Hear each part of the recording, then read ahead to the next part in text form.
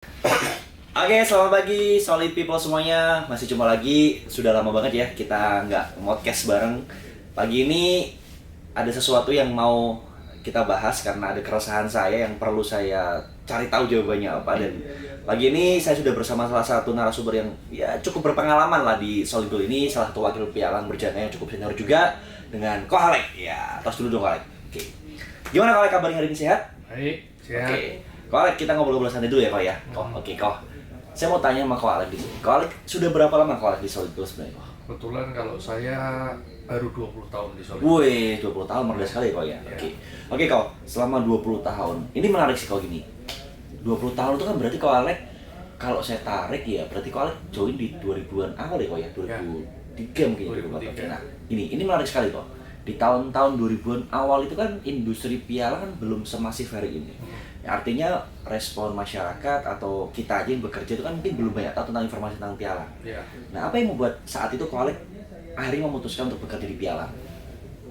Kalau saya waktu itu memutuskan untuk ambil kantor pialang karena saya sempat baca beberapa artikel bahwa untuk kita sebagai, saya kan terus terang waktu itu untuk masuk di Solid Gold kan saya lagi masih mahasiswa lah, mahasiswa di salah satu universitas swasta di Semarang. Itu saya sempat baca artikel bahwa penghasilan, untuk mau mencari penghasilan yang besar itu harus cari pekerjaan yang berhubungan dengan namanya profesional. Salah satunya kalau profesional itu meliputi yang namanya kesehatan itu dokter, terus ada yang namanya notaris atau pengacara, terus untuk di bagian keuangan itu yang namanya konsultan. Nah, konsultan ini kalau dokter pasti membutuhkan biaya yang tinggi, pengacara juga sekolahnya juga nggak murah. Nah, salah satunya yang paling bisa terjangkau ya konsultan. Nah, pialang ini identik dengan yang namanya konsultan. Makanya itu membuat saya memutuskan untuk akhirnya saya bertahan dan saya ambil di Solid Gold. Oke. Jadi memang poinnya karena Ko Alek melihat satu pekerjaan ini dulu sangat menjanjikan sekali ya Ko ya, sebagai seorang konsultan. Nah, oke Ko. Kalau kita bicara tentang pialang, ini sesuatu yang agak minor Ko. Ini yang menjadi pertanyaan besar di kepala saya. Dalam setahun terakhir ini kalau saya melihat beberapa berita atau catatan itu kan banyak sekali kabar yang kurang sedap tentang dunia pialang. Artinya dari mulai kasus-kasus pialang ya, kita nggak tahu ya kayak apakah kasusnya itu benar atau tidaknya, tapi kan memang kasus itu cukup menyita perhatian masyarakat nih mengenai maaf ada berita penipuan lah atau apapun itu. Nah, gimana kalau melihat kondisi itu sendiri kok sebagai wali yang terjun di industri pialang saat ini? Saya rasa untuk kondisi sekarang, teknologi yang semakin canggih dan berkembangnya teknologi yang cukup pesat ini, saya rasa untuk masyarakat sudah semakin pandai dan semakin cerdas dalam hal menilai sesuatu informasi betul. Itu nggak gampang percaya, apalagi Solid Gold Berjangka Semarang ini kan sudah berdiri cukup lama, kurang lebih 20 tahun. Saya rasa kalau dengan perusahaan yang berdiri sudah puluhan tahun ya, belasan sampai puluhan tahun ini kan bukan perusahaan yang abal-abal atau perusahaan yang sembarangan lah kalau orang boleh ngomong ya. Pasti sudah dari sisi legalitas, dari sisi bonafide, dari sisi semuanya kan pasti sudah teruji lah masalahnya. Sudah verifikasi gitu ya Ko ya. Betul. Oke, nah gini. Tapi kan gini kok. Oke, kalau kita bicara Solid Gold-nya mungkin kalau bisa punya statement seperti itu.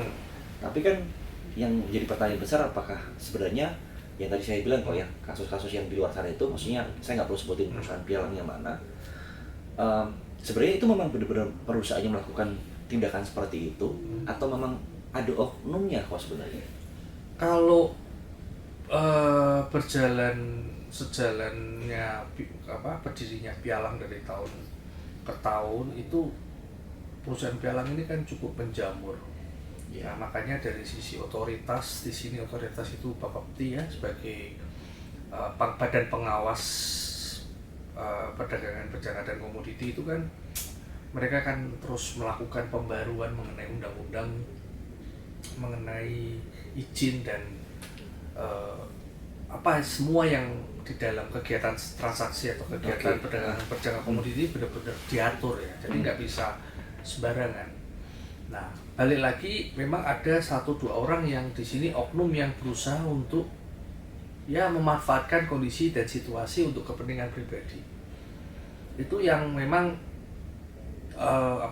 dari tahun ke tahun, bukan cuma di kantor pialang pun ya, di kantor apapun yang berhubungan yang namanya jasa atau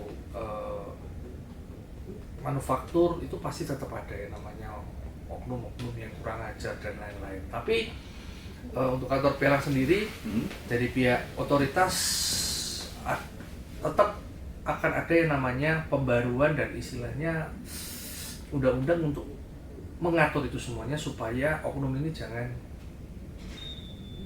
tambah parah lah, atau istilahnya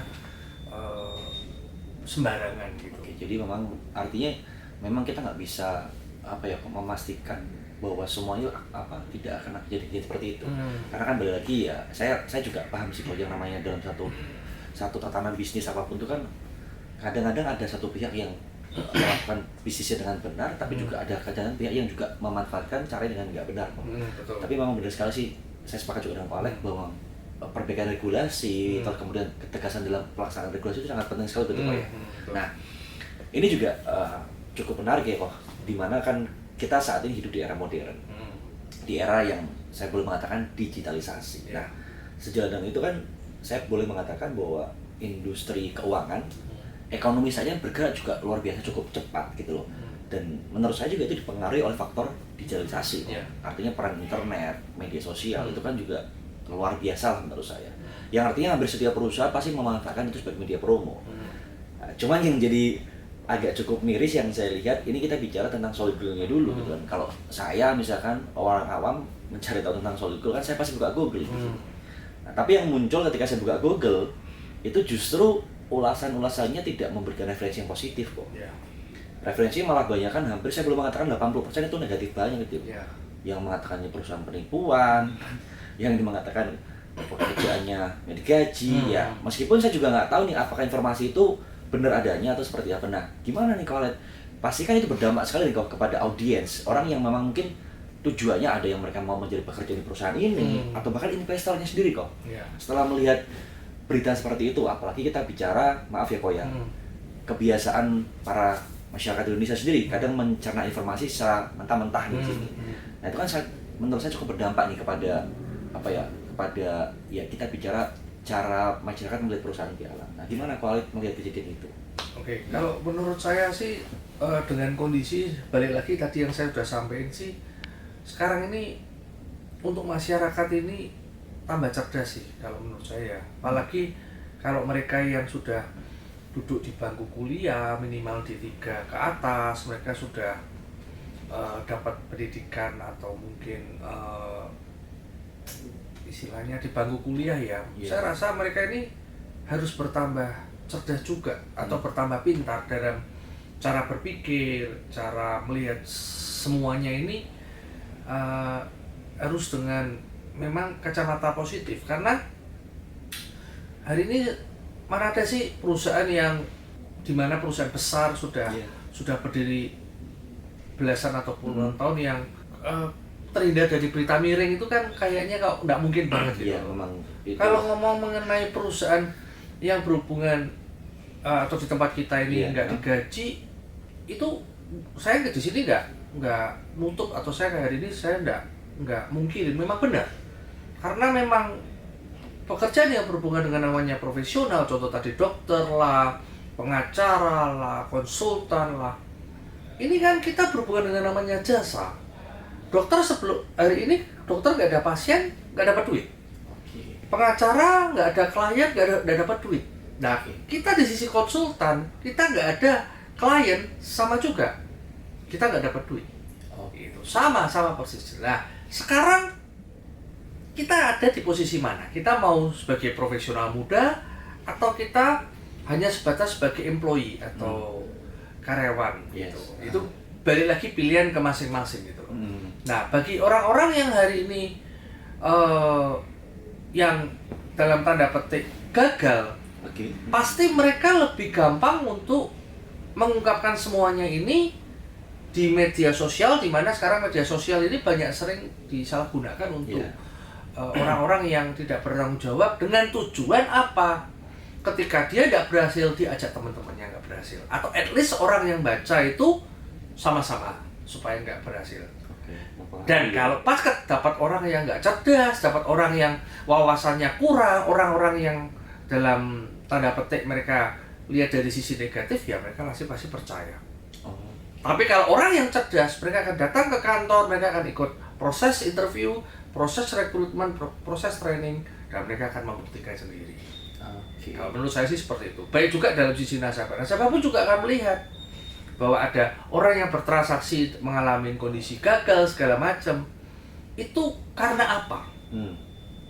Ya saya rasa untuk pertumbuhan nasabah di tempat kita pun juga selama 2-3 tahun ini, apalagi pandemi ini, justru naik pesat. 150% sampai ya kurang lebih hampir 200%. Saya rasa juga hari ini mereka bukan orang yang bodoh ya, pasti ya. Dan mereka tahu bahwa setiap yang namanya bisnis tidak mungkin akan terjadi yang namanya resiko. Nah, balik lagi gimana kita meminimalkan itu resiko dengan manajemen resiko. Balik lagi hari ini cara transaksi atau planning transaksi yang nanti yang menyertai itu kan pengaruh semuanya.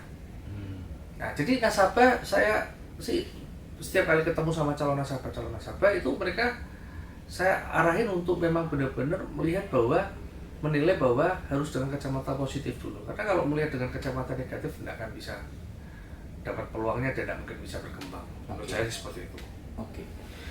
Jadi kalau kesimpulan yang mungkin saya bisa ambil ya Ko ya dari apa yang Ko paparkan ini kan memang artinya memang di sini mungkin ada satu miskomunikasi ya. Miskomunikasi gini. Mungkin para pelamar yang mungkin kita bicara yang entah itu mereka sudah datang ke sini atau belum ya, mereka mungkin belum memahami tentang konsep kerjanya kita seperti apa. Jadi ya kalau saya juga boleh berpesan kepada para job seeker di luar sana, memang benar sih ya, ketika kita memang niatnya mencari sebuah pekerjaan, kita harus tahu dulu nih pekerjaannya seperti apa, cari tahu dulu, dan yang paling benar ya mencari tahunya melalui perusahaan, bukan hanya mata menggali informasi cuma dari satu informasi ya, yaitu Google gitu loh. Ya artinya gini, berbijaklah dalam menyikapi sebuah masalah gitu loh, artinya melihat segalanya dari dua sudut pandang, itu ya kayak ya. Betul. Kemudian juga dengan tadi kalau bilang bahwa pertumbuhan nasabah bahkan di pandemi sampai hampir 200%, kan berarti kan ini menjawab satu fakta yang katanya di sini itu merugikan, nasabahnya uangnya bahkan penipuan, itu justru kan tidak terjadi kok. Nah, makanya di sini mungkin para pemirsa semuanya juga harus bisa melihat secara jeli bahwa melihat segala sudut pandang itu juga dari dua sisinya. Jadi seperti apa bisnisnya ini bisa berjalan, ya mungkin tadi sedikit kalau sudah bisa menjelaskan.